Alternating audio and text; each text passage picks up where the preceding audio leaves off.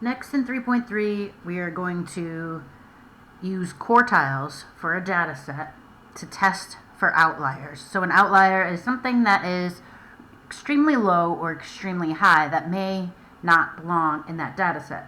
So the first thing you do is list your data from least to greatest, break it into 4 equal pieces, and then we're going to use the inner quartile, so that's the middle 50% range method for detecting outliers. So we're going to go through this whole process. The first thing we do is we start with our 5-number summary.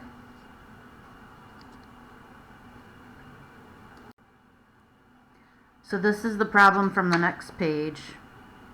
We have 28 students' final exam scores. We're going to see if there are any outliers, if anything is too low or too high. So I have 28 students, or 28 positions, 28 numbers. So to break these up, notice they're listed in order from least to greatest already. To break them up into 4 pieces equally, I'm going to start with these 5-number summaries. So smallest number, largest.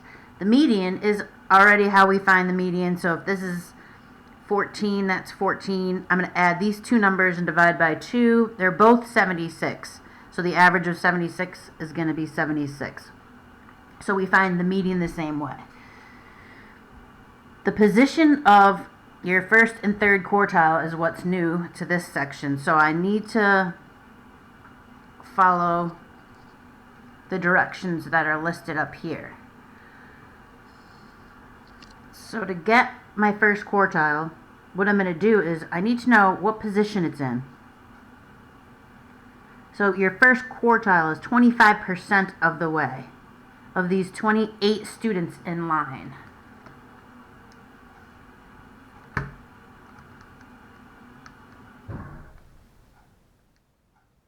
So that's the 7th position. Now, when this number comes out to be a whole number, I have to use that position and the position next to it and take the average, just like we did for the median for this example. When this comes out to be a decimal number, it's a different set of rules. That's an example we're going to do in the next video. So right now, if it comes out to be the 7th position, I have to use the 7th and 8th position. 1, 2, 3, 4, 5, 6, 7. Then I need the average of those 2 numbers.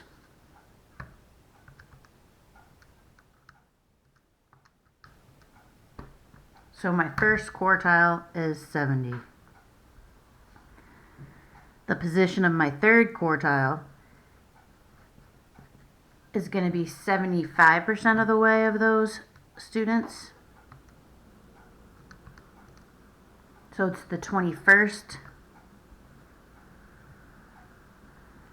and 22nd position. So that was 14, 15, 16, 17, 18, 19, 20, 21, and 22.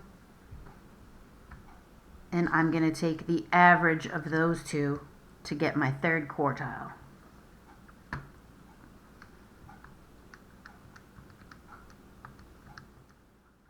So it's 83.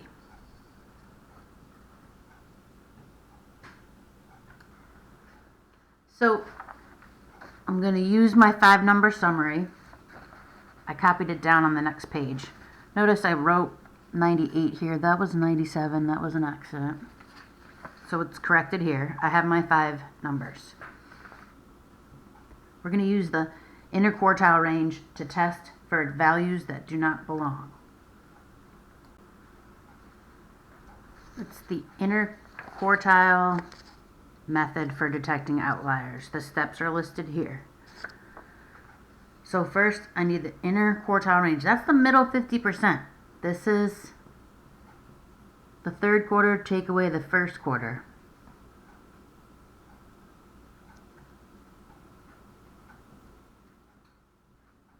So 83 minus 70 is 13.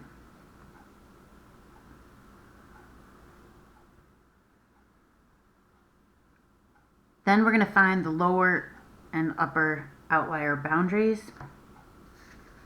That's also listed in these directions right here. So the lower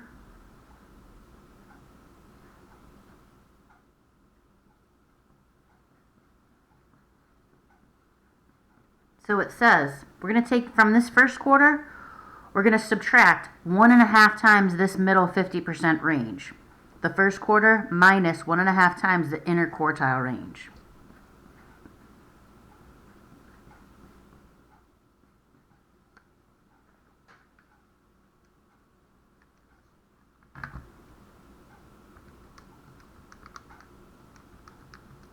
So this is saying if anything is below a score of 50.5, it does not belong in that data set.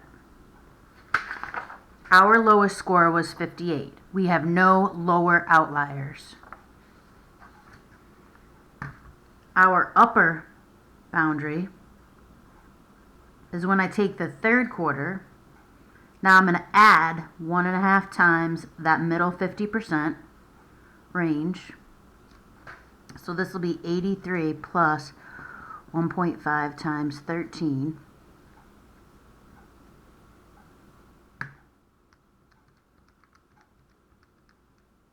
Is 102.5.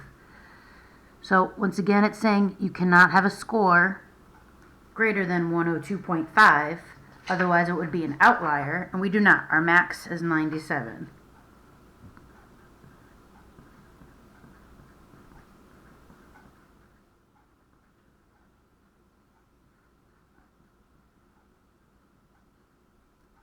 So using the inner quartile range method for detecting outliers, we do not have any outliers in this data set. You can have none, you can have low ones, high ones, depends on your result.